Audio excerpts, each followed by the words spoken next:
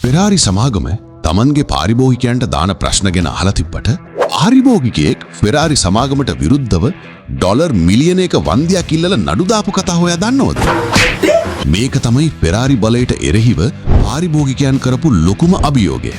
2024 සහ 2025 වසරවලදී ෆෙරාරි 458 සහ 488 මාදිලි අයිති හිමිකරුවන් පිරිසක් ෆෙරාරි සමාගමට එරෙහිව නඩු පෙවරුවා. ඔවුන් කියන්නේ මේ වාහනවල බ්‍රේක් පද්ධතියේ බරපතල දෝෂයක් තියෙනවා කියලා.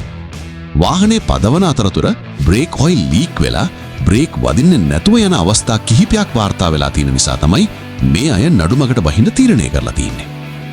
පාරිභෝගිකයන් චෝදනා කරන්නේ ෆෙරාරි සමාගම මේ අනතුර ගැන කලින්ම දැනගෙන හිටියත් ඒක හරියට පිළිසකර කළේ නැහැ කියලා.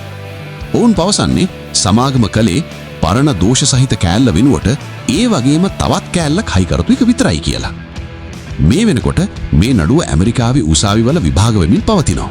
මිලියන ගණන් සල්ලි දීලා ගන්න සුපිරි රථයක මේ වගේ ආරක්ෂාව පිළිබඳ ප්‍රශ්න තියෙන එක ගැන ඔබ මොකද හිතන්නේ? ෆෙරාරි ආයතනයේ නම මේ නිසා කැත වෙයිද? කමෙන්ට් එකක් දාන්න.